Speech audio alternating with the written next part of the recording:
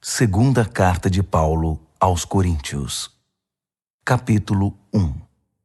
Eu, Paulo, fui enviado pelo Messias, Jesus, numa missão especial, planejada pelo próprio Deus. Escrevo à comunidade de Deus em Corinto e aos cristãos de toda a província da Acaia. Que todos os dons e benefícios que vêm de Deus, nosso Pai, e do Senhor Jesus Cristo, sejam de vocês. Timóteo, que alguns de vocês conhecem e confiam, está comigo nesta saudação. Todo louvor ao Deus e Pai de nosso Senhor Jesus, o Messias, Pai de toda misericórdia, Deus de toda cura e restauração. Ele está ao nosso lado quando passamos momentos difíceis, e antes que percebamos, Ele nos leva para o lado de alguém que também está sofrendo, para que possamos ajudar aquela pessoa, assim como Ele nos ajudou. Muitas das situações difíceis que enfrentamos são consequências de seguirmos o Messias, mas os bons tempos de seu conforto restaurador compensam em muito o sofrimento. O sofrimento por Jesus traz cura e salvação para vocês. Se somos bem tratados, recebendo ajuda ou uma palavra de encorajamento, isso também coopera para o benefício de vocês, incentivando-os a prosseguir. Os momentos difíceis de vocês são os nossos momentos difíceis.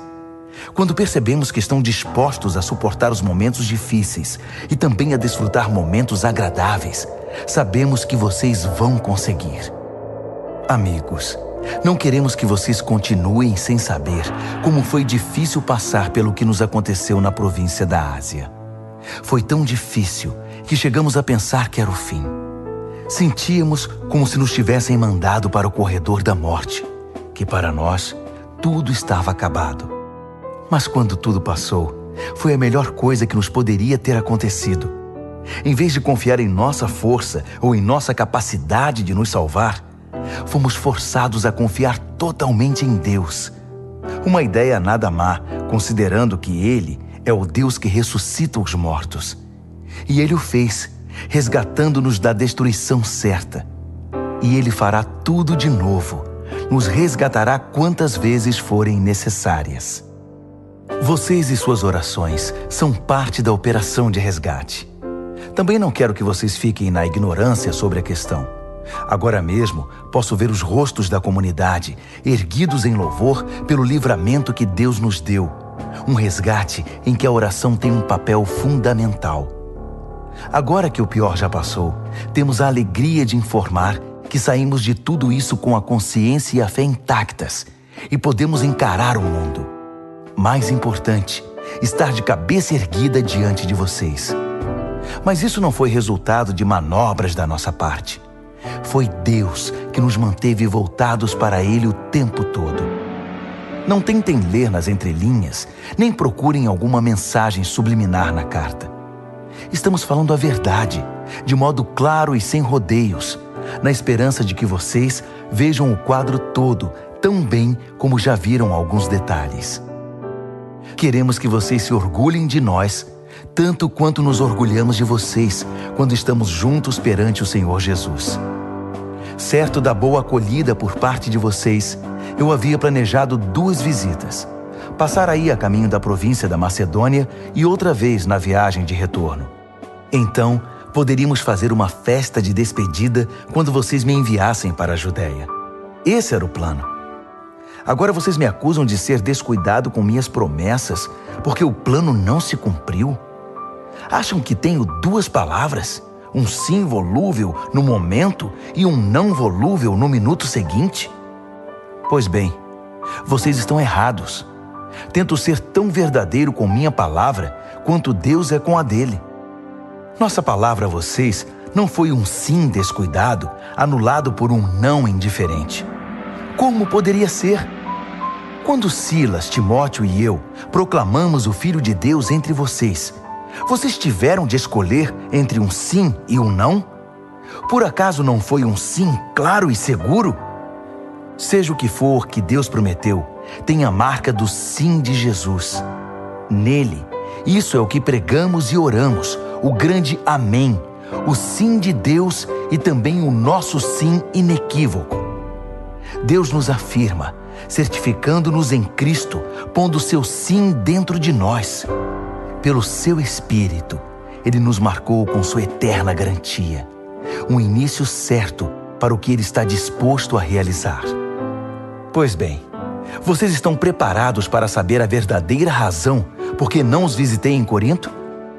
Tendo Deus por testemunha, o único motivo foi que eu quis poupar vocês da dor.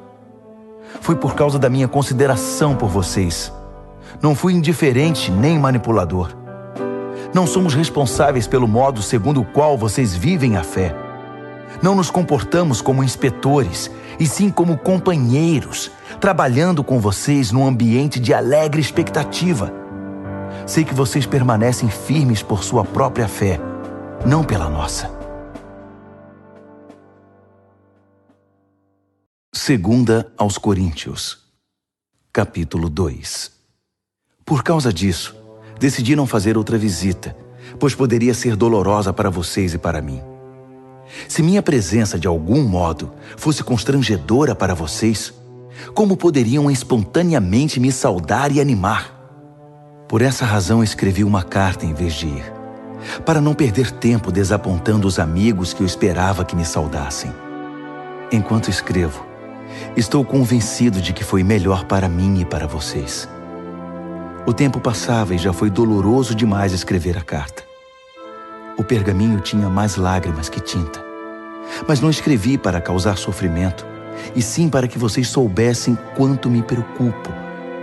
De fato, era mais que preocupação.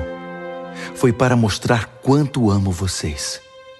Agora, com respeito àquele que começou tudo isso e provocou toda essa dor, quero que saibam que, na ocasião, não fui o único ofendido, mas também todos vocês, com algumas exceções. Assim, não quero, estando aí, mostrar-me muito severo. O que a maioria de vocês concordarem como disciplina é suficiente. É hora de perdoar esse homem e ajudá-lo a se erguer. Se vocês aumentarem o sentimento de culpa dele, ele acabará se afogando nessa culpa. Meu conselho agora é derramar amor. O propósito da minha carta não é exigir a punição do ofensor, mas levar vocês a se responsabilizarem pela saúde da igreja. Se vocês o perdoarem, eu também o perdoo. Não pensem que estou levando uma lista de ressentimentos pessoais. O fato é que estou me juntando ao ato de perdão de vocês, assim como Cristo faz conosco. Afinal, não queremos inconscientemente dar a Satanás uma abertura para causar mais dano. Estamos muito bem atentos para os seus caminhos dissimulados. Quando cheguei a Troade para proclamar a mensagem do Messias, senti plena abertura. Deus havia escancarado a porta, mas Tito não estava esperando por mim com notícias sobre vocês, por isso não consegui relaxar. Preocupado, fui para Macedônia à procura de Tito e de alguma notícia que me tranquilizasse a respeito de vocês. E consegui, graças a Deus. No Messias, em Cristo, Deus nos leva de lugar em lugar num desfile de vitória perpétua. Por meio de nós, Ele traz o conhecimento de Cristo. Aonde quer que vamos, o povo aspira o excelente perfume desse conhecimento. Por causa de Cristo, exalamos uma doce fragrância que sobe até Deus e é reconhecida pelos que trilham o caminho da salvação. Um aroma com agradável cheiro de vida. Mas aqueles que estão no caminho da destruição nos tratam mais como se exalássemos o cheiro desagradável de um cadáver. É uma responsabilidade gigantesca. Quem é capaz de assumi-la? Pelo menos não adulteramos a palavra de Deus, nem a pomos à venda. Permanecemos na presença de Cristo quando falamos, e Deus nos olha no rosto. Falamos o que recebemos diretamente de Deus, e o fazemos da maneira mais honesta possível. Segunda aos Coríntios, capítulo 3. Não parece que estamos elogiando a nós mesmos, insistindo em nossas credenciais, afirmando nossa autoridade? De jeito nenhum. Tampouco precisamos de cartas de recomendação, seja para vocês, seja de vocês. Vocês mesmos são toda a recomendação de que precisamos. A vida de vocês é uma carta que qualquer um pode ler simplesmente olhando para vocês. O próprio Cristo a escreveu, não com tinta, mas com o Espírito do Deus vivo. Essa carta não é inscrita na pedra, mas entalhada em vidas humanas, e nós a publicamos. Não poderíamos estar mais seguros de que vocês são nossa carta de recomendação, escrita pelo próprio Cristo para Deus. Não pensaríamos em escrever tal carta. Só Deus pode escrever uma carta assim. Sua carta nos autoriza a levar adiante este novo plano de ação. O plano não foi escrito com tinta sobre papel, com muitas páginas de notas de rodapé, matando o seu espírito. Foi escrito em sintonia. O Espírito com o nosso espírito. A vida de Deus com a nossa vida. O governo da morte, com sua constituição escrita em tábuas de pedra, teve uma cerimônia de inauguração deslumbrante. O rosto de Moisés, enquanto entregava as tábuas de pedra, era tão brilhante quanto o dia, ainda que se desvanecesse muito rapidamente. E o povo de Israel não podia olhar direto para ele, assim como não se pode encarar o sol. Quão mais deslumbrante, então, será o governo do Espírito vivo? Se o governo da condenação foi impressionante, que dizer do governo da afirmação? O antigo governo, que tanto brilhava, pareceria escuridão diante do novo. Se o acordo temporário já nos impressionou, quanto mais o deslumbrante governo que durará toda a eternidade. Com esse tipo de esperança que nos anima, nada nos segura. Ao contrário de Moisés, não temos nada a esconder. Conosco, tudo acontece às claras. Ele usava um véu para que os israelitas não percebessem o brilho que aos poucos ia morrendo. E eles não perceberam. Não foram capazes de perceber na época e não percebem agora que não há nada naquele véu. Ainda hoje, quando as proclamações do governo antigo são lidas, eles nada veem. Somente Cristo pode tirar o véu, a fim de que eles possam ver por si mesmos que não há nada lá. No entanto, quando eles se voltam para Deus como Moisés fez, Deus remove o véu e lá estão eles, face a face com o Senhor. Descobrem de repente que Deus é uma presença pessoal, viva, não uma peça de pedra esculpida. E quando Deus está presente, um espírito vivo, aquela constituição antiga e repressora, se torna ultrapassada. Estamos livres dela, todos nós. Nada mais fica entre nós e Deus. Nossa face brilha com o brilho de sua face. Somos transfigurados como o Messias, e nossa vida se torna cada vez mais deslumbrante e bela, à medida que Deus entra em nossa vida e nos tornamos como Ele. Segunda Carta aos Coríntios, capítulo 4. Considerando que Deus tão generosamente nos permite participar do que Ele tem feito, não vamos desanimar nem desistir, só porque às vezes enfrentamos tempos difíceis. Nós nos recusamos a usar máscaras e a fingir. Não manipulamos os fatos nos bastidores, nem deturpamos a palavra de Deus em proveito próprio.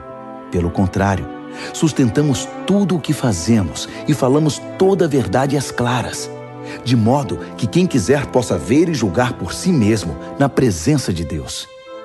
Se a mensagem parece obscura para alguns, não é porque a escondemos. Não.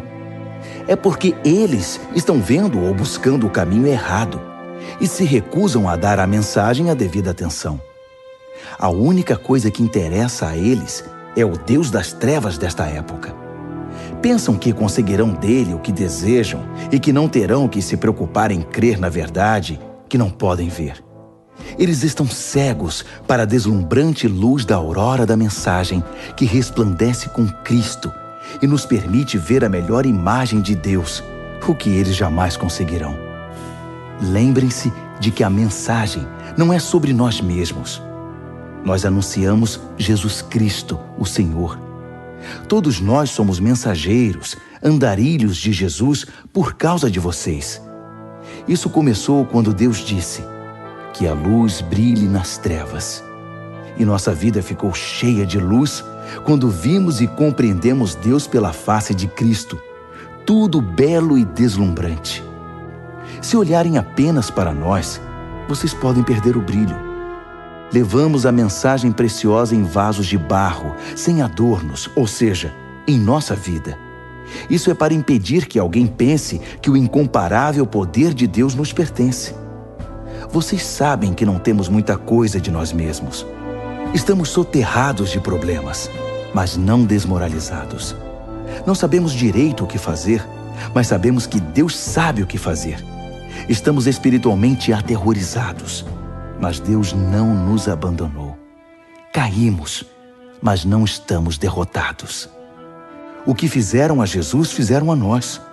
Julgamento, tortura, zombaria e assassinato. Jesus faz em nós o que fez entre eles. Ele vive. Nossa vida está em constante risco por causa de Jesus, o que faz a vida dele mais evidente em nós. Enquanto enfrentamos o pior, vocês conseguem o melhor. Não há silêncio sobre essa questão em nossa vida. Assim como o salmista escreveu, "Cri, por isso falei." Falamos daquilo em que cremos. E o que cremos é que aquele que ressuscitou o Senhor Jesus também nos ressuscitará e nos levará com vocês. Cada detalhe coopera para o progresso de vocês e para a glória de Deus. Mais e mais graça, mais e mais pessoas, mais e mais louvor. Portanto, não estamos desistindo. Como poderíamos? Ainda que por fora pareça que tudo está se acabando, por dentro, onde Deus está criando uma nova vida, não há um só dia em que sua graça reveladora não se manifeste. Os tempos difíceis nada são comparados com os bons tempos que estão por vir. A celebração sem fim preparada para nós. Há muito mais do que podemos ver.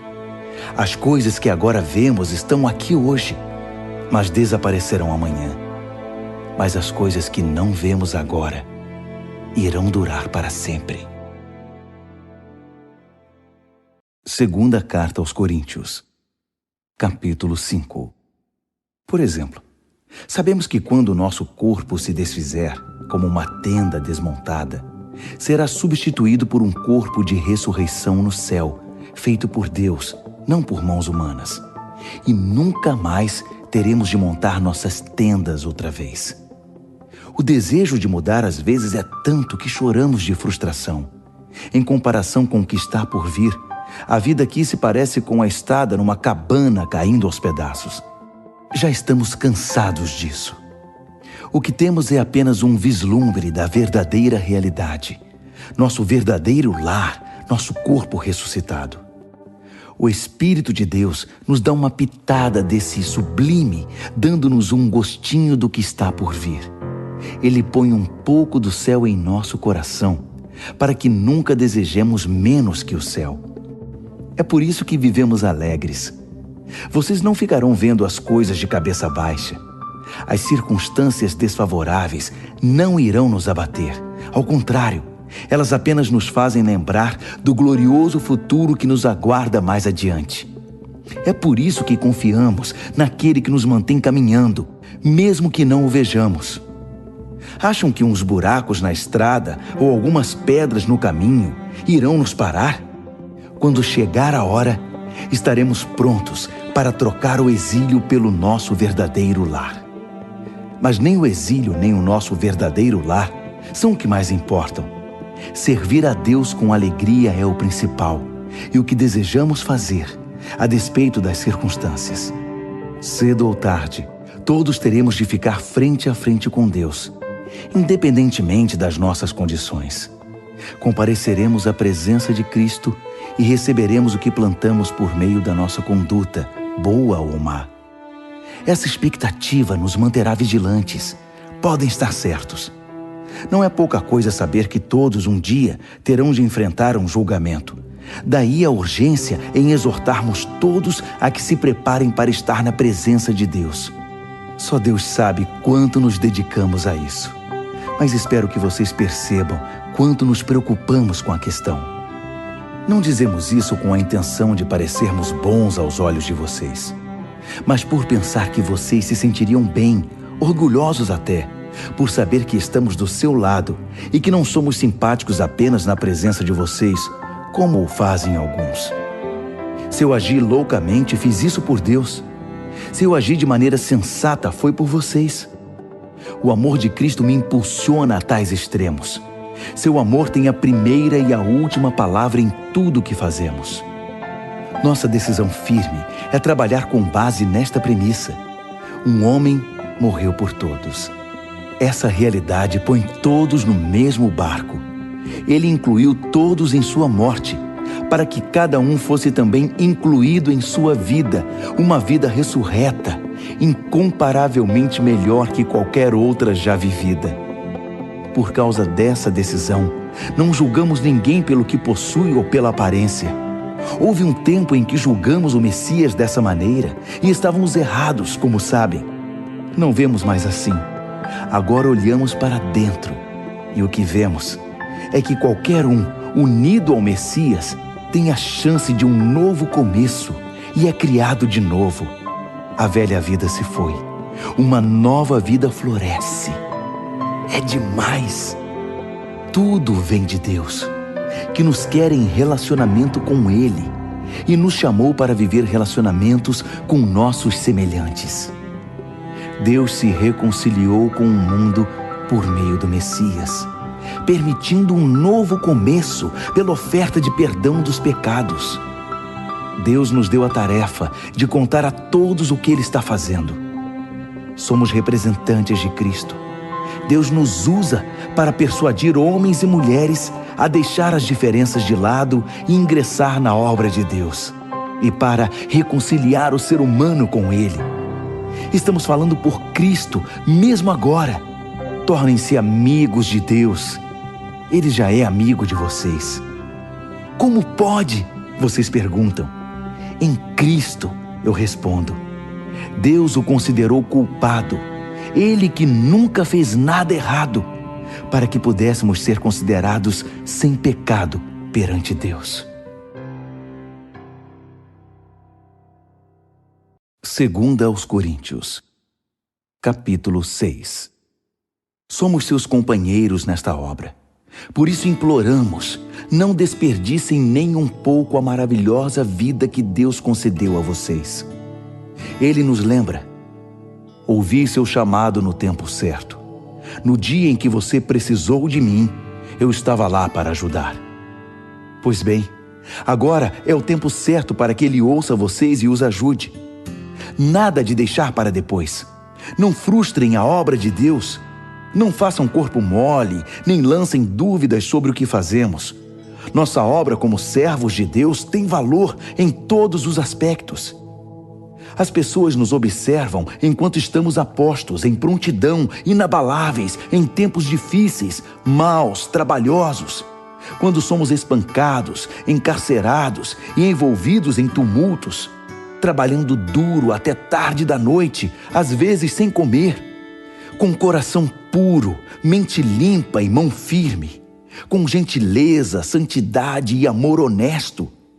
Quando dizemos a verdade e quando Deus mostra seu poder, quando fazemos o melhor possível pela verdade, quando somos elogiados ou repreendidos, caluniados ou honrados, fiéis à nossa palavra, ainda que não confiem em nós, ignorados pelo mundo, mas reconhecidos por Deus, vivos, ainda que digam que estamos mortos, açoitados quase até a morte, mas recusando-se a morrer, mergulhados em lágrimas, mas sempre cheios de profunda alegria, vivendo de mãos vazias, mas enriquecendo muitos, não tendo nada, mas tendo tudo.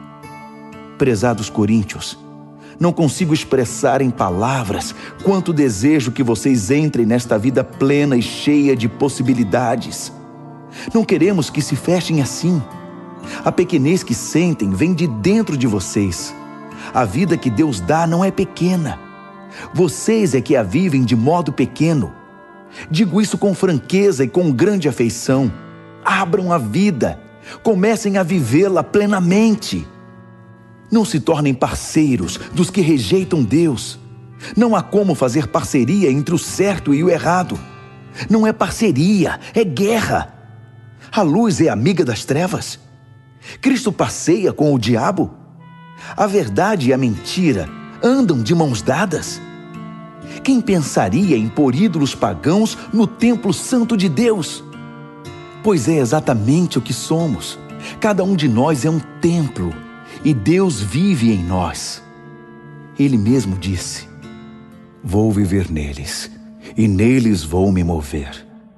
Vou ser o Deus deles e eles serão o meu povo.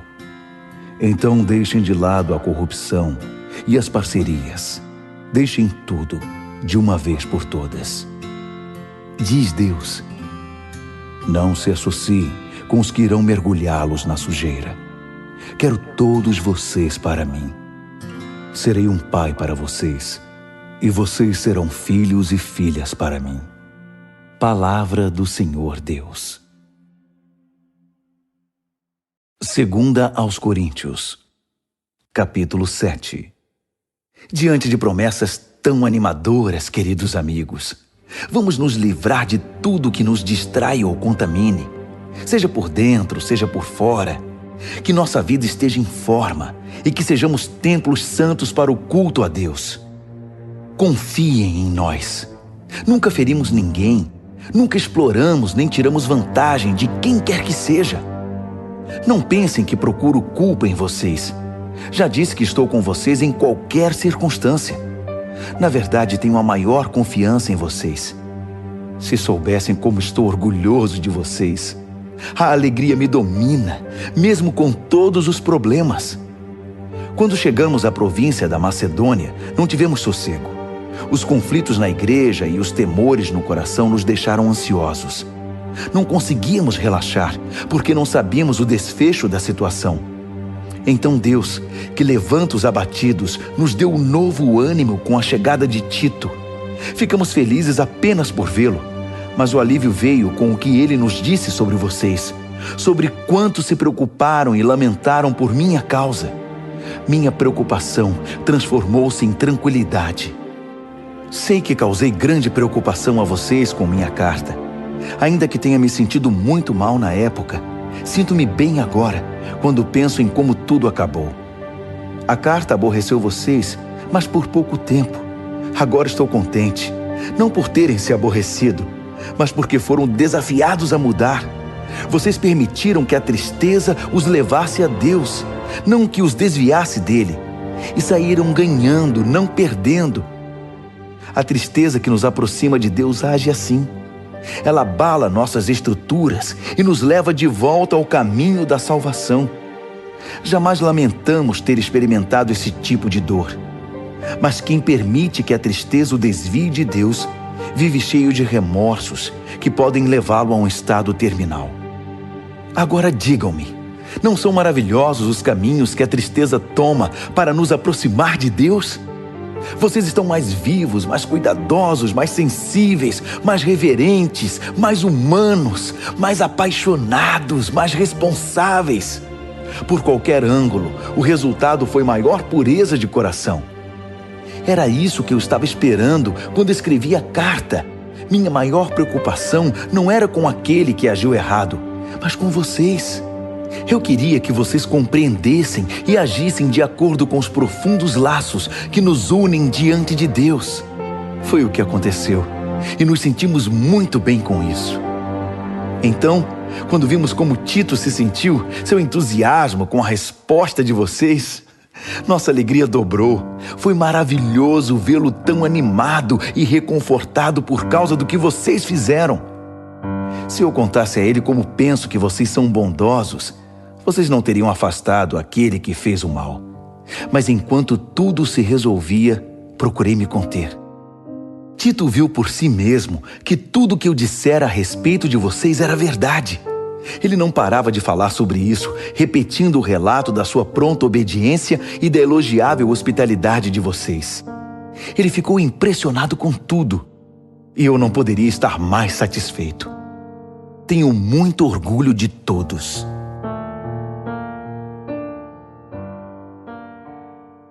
Segunda aos Coríntios, capítulo 8. Agora, amigos, quero comentar sobre os surpreendentes e generosos meios pelos quais Deus está trabalhando nas igrejas da província da Macedônia. Sérios problemas aconteceram naquelas igrejas, pressionando ao máximo o povo. Mas isso revelou o verdadeiro caráter deles. Inacreditavelmente felizes, ainda que desesperadamente pobres, a pressão motivou algo inesperado. Um rio de doações sinceras e generosas. Eu estava lá e vi. Eles contribuíam com tudo o que podiam, além das possibilidades deles, eu diria. Ajudar os cristãos pobres era um privilégio do qual não queriam abrir mão. Foi tudo espontâneo, tudo ideia deles. Fomos apanhados desprevenidos. A explicação é que eles, antes de tudo, se entregaram sem reservas a Deus e a nós. A outra oferta simplesmente fluiu dos propósitos de Deus, que trabalhava na vida de cada um. Foi por isso que eles nos convenceram a pedir a Tito que trouxesse a oferta para vocês, para que aquilo que começou tão bem pudesse ser concluído. Vocês já fazem bem muitas coisas. Confiam em Deus, são articulados, criteriosos, apaixonados e nos amam. Agora, nessa questão, espero que também façam o melhor. Não estou tentando dar ordens contra a vontade de vocês. Apresento o entusiasmo dos macedônios como um estímulo ao amor que há em vocês, na esperança de extrair o melhor de cada um. Vocês conhecem a graça generosa do Senhor Jesus Cristo. Ele era rico, mas deu tudo por nós. Tornou-se pobre para que nós nos tornássemos ricos. Na minha opinião, o melhor que vocês podem fazer agora é concluir o que começaram no passado, para não deixar que boas intenções deem em nada. O coração de vocês está no lugar certo. Vocês já têm tudo de que precisam para terminar. Então, mãos à obra. Uma vez que o compromisso é claro, façam o que podem. O coração orienta as mãos. Não estou querendo que se cansem enquanto os outros descansam. Nada disso. Vocês estão ombro a ombro com eles o tempo todo. O excesso de vocês supre a falta deles. E o excesso deles supre a falta de vocês. No fim, tudo ficará bem. Como está escrito: nada sobrou para quem tinha muito.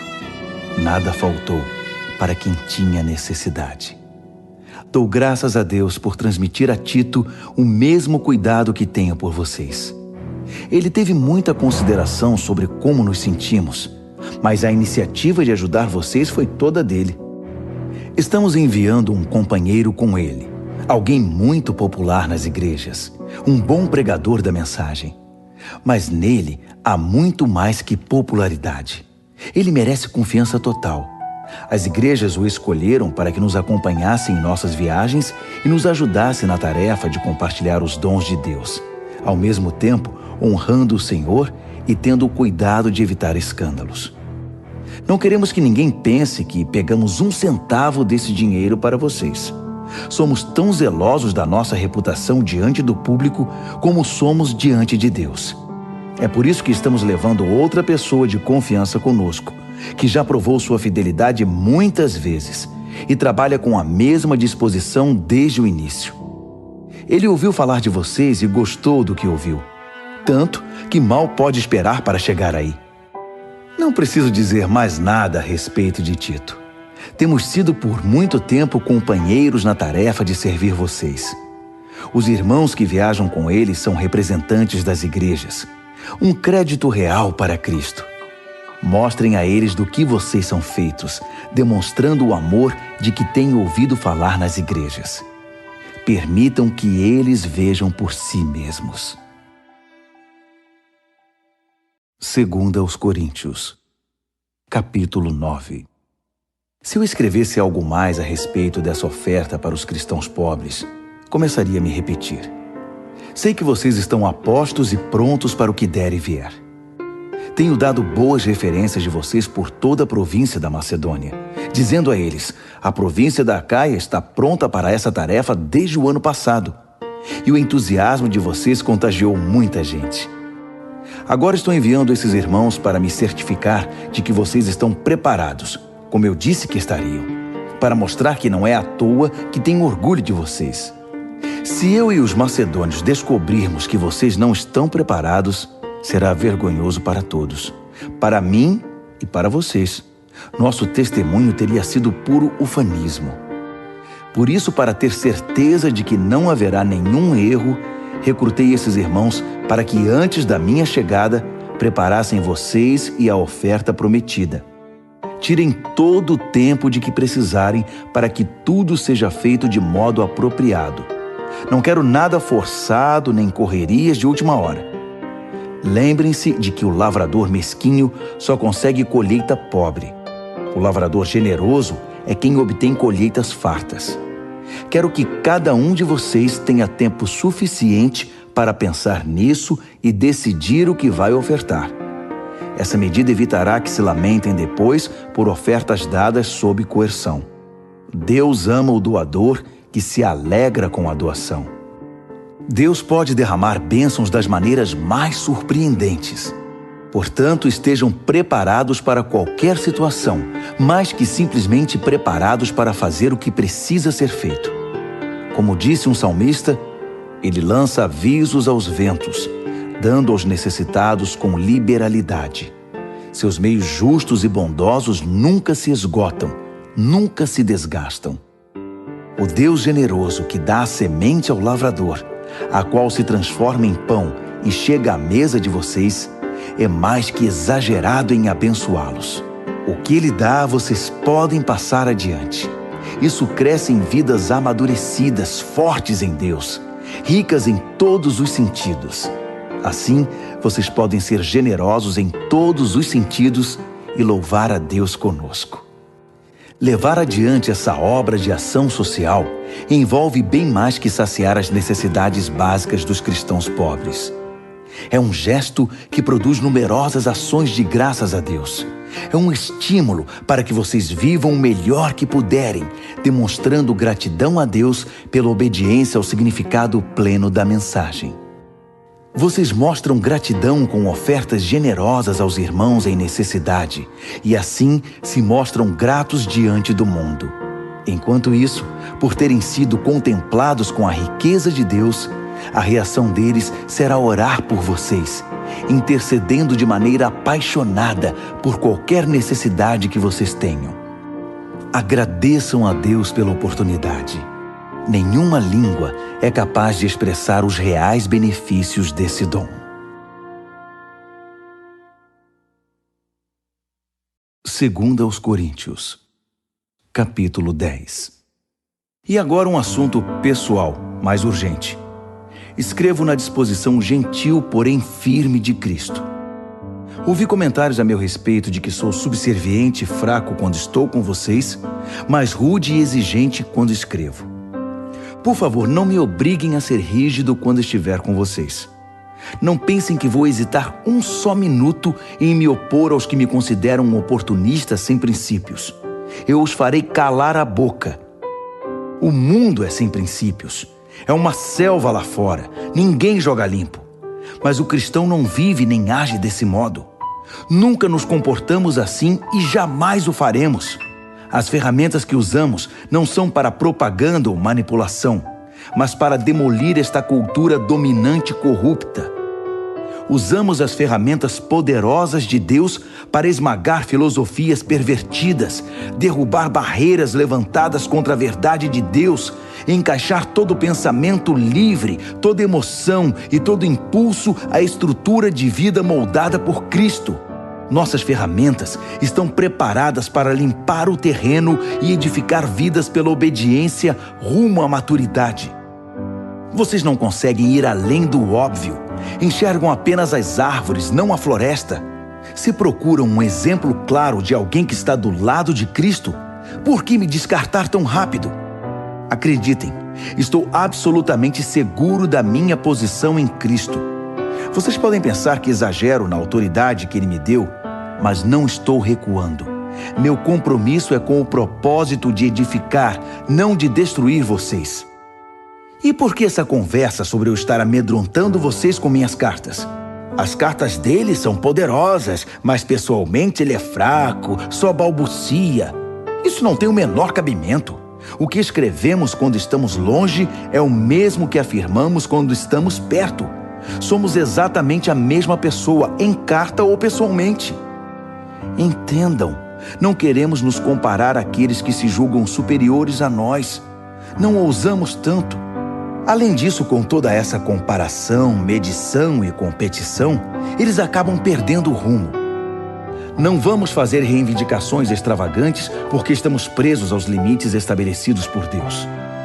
Mas não pode haver dúvida de que esses limites incluem vocês. Não estamos invadindo o território de ninguém. Afinal, já estivemos aí com vocês. Fomos os primeiros a chegar com a mensagem de Cristo, lembram?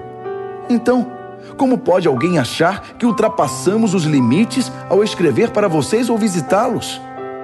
Não estamos lucrando à custa do trabalho honesto dos outros, nem interferindo nos ministérios deles, exigindo um lugar ao sol com eles. O que esperamos é que vocês, quando crescerem na fé, também tomem parte em nossa obra, que está em expansão. Assim, todos nós estaremos dentro dos limites que Deus estabelece quando proclamamos a mensagem em lugares além de Corinto. Mas não temos a intenção de trabalhar em cima do que outros têm feito, nem de levar o crédito disso. Se vocês querem exigir o crédito, que o crédito seja de Deus. O que vocês dizem a respeito de vocês mesmos não significa nada na obra de Deus. É o que Deus diz a respeito de vocês que faz diferença.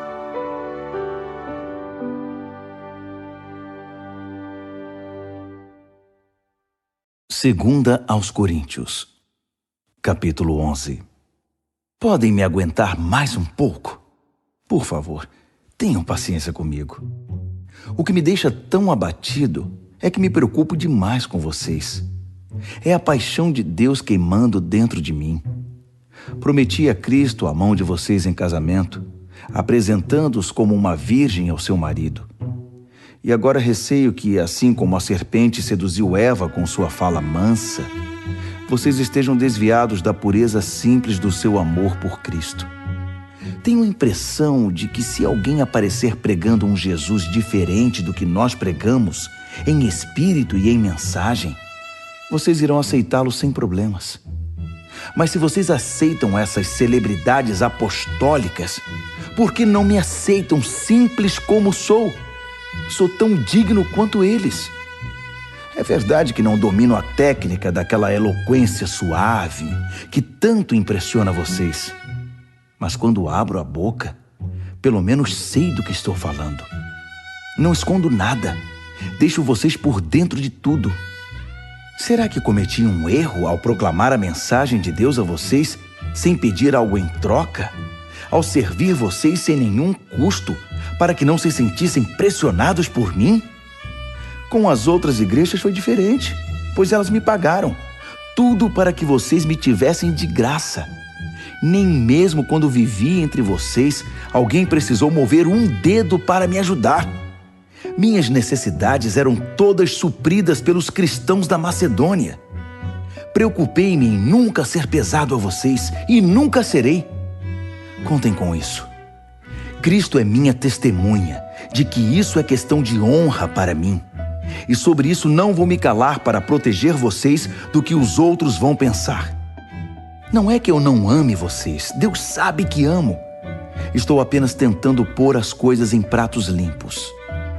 Não estou mudando de opinião. Prefiro morrer a pegar o dinheiro de vocês. Não dou motivo a ninguém para dizer que sou como aqueles pregadores narcisistas e ávidos por dinheiro. Eles são um bando de infelizes, pseudo-apóstolos, pregadores de mentira, corruptos. Fazem pose de agentes de Cristo, mas são falsos até a raiz. E não é de admirar. Satanás faz isso o tempo todo, disfarçando-se de anjo de luz. De modo que não devemos ficar espantados quando seus servos se apresentam disfarçados de servos de Deus, mas não vão conseguir nada. No fim, pagarão caro por isso. Permitam-me voltar ao ponto de partida. E usem isso contra mim se me passo por tolo. Ou, se preferirem, apenas aceitem que sou um tolo e me permitam falar como tal. Não aprendi a falar assim com Cristo. Não. É um mau hábito que aprendi desses pregadores que fazem tudo para agradar os outros, tão em moda hoje em dia.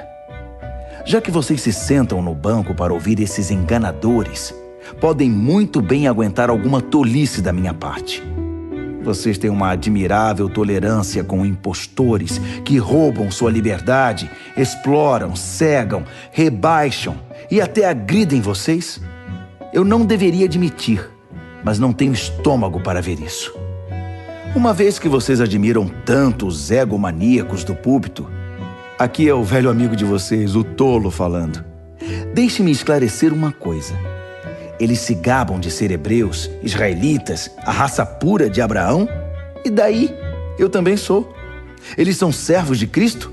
Sou muito mais. Nem acredito que estou dizendo isso. É loucura falar desse modo, mas já que comecei, agora vou terminar. Ora, trabalhei muito mais que eles. Fui mais vezes encarcerado. Fui espancado mais do que posso contar. E em vários momentos estive às portas da morte.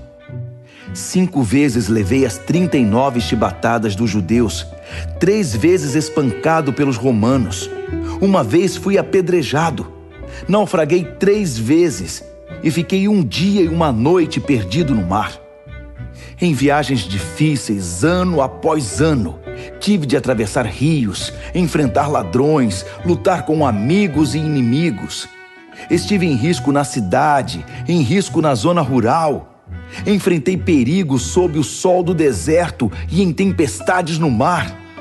Também fui traído pelos que pensei ser meus irmãos. Sei o que é trabalhar duro, passar noites longas e solitárias sem dormir. Já fiquei muito tempo sem comer. Sofri com o frio e com a falta de agasalho. E a lista ainda nem chegou à metade, porque ainda temos as pressões diárias e as ansiedades por causa das igrejas. Quando alguém chega ao fim da linha, sinto dor até nos ossos. Quando alguém cai em pecado, um fogo queima minhas entranhas. Se tenho de gabar a mim mesmo, vou me gabar das humilhações que me tornam semelhante a Jesus. O eterno e bendito Deus e Pai de nosso Senhor Jesus sabe que não estou mentindo. Estão lembrados da vez em que eu estava em Damasco e o governador do rei Aretas pôs guardas nos portões da cidade para me prender? Para salvar minha vida, tive de escorregar através de uma janela da muralha, dentro de um cesto, e depois sair correndo. 2 aos Coríntios, capítulo 12. Vocês me obrigam a falar deste modo. Faço isso contra minha vontade. Mas agora que estamos no assunto, posso tratar da questão das visões e revelações que Deus me deu. Por exemplo, conheço um homem que há 14 anos foi tomado por Cristo e levado em êxtase espiritual aos céus. Nem sei se isso aconteceu no corpo ou fora do corpo. Só Deus sabe. Sei também que esse homem foi levado ao paraíso. De novo, se no corpo ou fora dele, não sei. Deus sabe. Lá ele ouviu palavras indizíveis, mas foi proibido de contar o que ouviu. Esse é o homem a respeito de quem quero falar. Mas não vou dizer nenhuma palavra a meu respeito, exceto o que foi humilhação. Se eu tivesse disposição para contar vantagem, talvez pudesse fazê-lo sem parecer ridículo e não estaria faltando com a verdade. Mas vou poupar vocês. Quero que vocês continuem a me imaginar como o tolo que vocês pensariam que eu sou se me encontrassem na rua ou me ouvissem falar. Por causa da grandiosidade daquelas revelações, para que eu não ficasse orgulhoso, recebi o dom de um obstáculo que me mantém em contato permanente com minhas limitações. O anjo de Satanás fez o melhor que pôde para me derrubar, mas o que conseguiu foi me pôr de joelhos. Sem chance que eu ande de nariz empinado e orgulhoso. No princípio, eu não pensava nele como um dom e pedi a Deus que o removesse. Repeti o pedido 3 vezes. Então, ele me disse: minha graça é o bastante. É tudo de que você precisa. Minha força brota da sua fraqueza. Assim que eu vi isso, achei melhor me resignar. Desisti de ficar pensando na limitação e comecei a apreciar o dom. Foi uma oportunidade para que a força de Cristo trabalhasse na minha fraqueza. Agora enfrento com alegria essas limitações, com tudo que me torna pequeno. Abusos, acidentes, oposição, problemas. Simplesmente permito que Cristo assuma o controle. E quanto mais fraco me apresento, mais forte me torno. Muito bem, vocês conseguiram. Continuo até aqui agindo como tolo. Mas a culpa não é toda minha. Vocês me fizeram agir assim. Vocês é que deveriam ter falado bem de mim e me recomendado, em vez de eu ter de fazê-lo, pois sabem por experiência própria que, embora eu não seja ninguém, seja um nada, não posso ser relegado à segunda classe, comparado com aquelas celebridades apostólicas que vocês bem conhecem. Todos os sinais que marcam o apostolado verdadeiro eram evidentes quando eu estava com vocês em tempos bons e maus.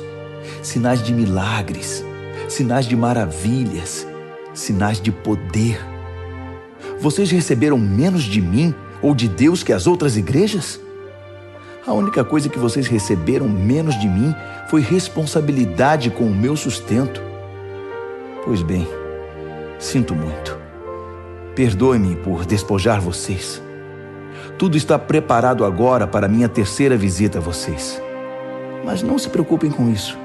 Vocês não precisam se sacrificar. Não serei um peso para vocês desta vez, mais do que fui em outras visitas. Não tenho interesse no que vocês têm, só em vocês. Os filhos não têm de se preocupar com os pais. Os pais é que se preocupam com os filhos. Eu ficaria feliz em esvaziar os bolsos, ou até mesmo em hipotecar minha vida para o bem de vocês. Assim, porque quanto mais amo vocês, menos sou amado. E porque continuo a dar importância a essas fofocas sobre eu ter usado meu autossustento como forma de culpar vocês? Onde está a prova disso? Alguma vez os enganei ou usei alguém para iludir vocês? Pedi a Tito que os visitasse e levasse alguns irmãos consigo. Por acaso eles agiram de má fé com vocês? E acima de tudo, não temos sido sempre sinceros e honestos? Não pensem que estou aqui me defendendo perante vocês. Vocês não são júri. Deus revelado em Cristo é o júri, e apresentamos perante Ele nosso caso. E tudo que temos suportado é com a intenção de não ficar no caminho de vocês, nem atrapalhar seu crescimento. Tenho receio, admito, de que quando for me desaponte com vocês e também os desaponte. A frustração mútua deixará tudo em cacos.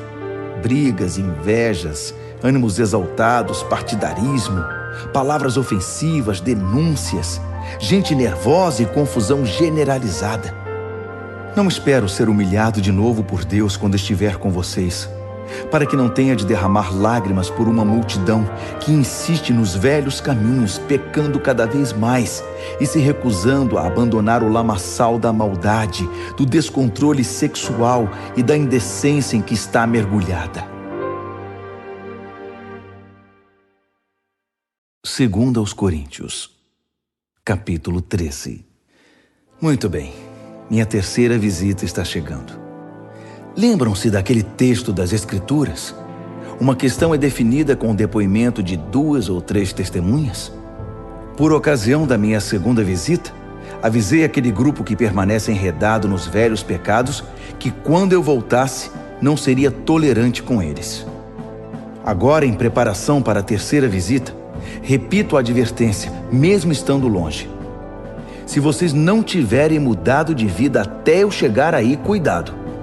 Vocês que exigiram provas que Cristo fala por meu intermédio, irão receber mais do que pretendiam. Vão receber a plena força de Cristo. Não pensem que não vão.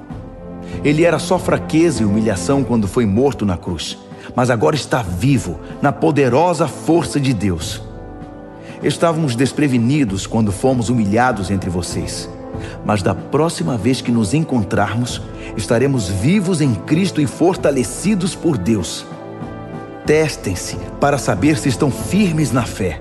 Não se enganem, pensando que tudo está garantido. Criem o hábito do autoexame. Vocês precisam de evidências de primeira mão, não apenas de ouvir dizer que Jesus Cristo está em vocês. Façam o teste. Se o resultado não for bom, tomem alguma providência. Espero que o teste não demonstre que falhamos.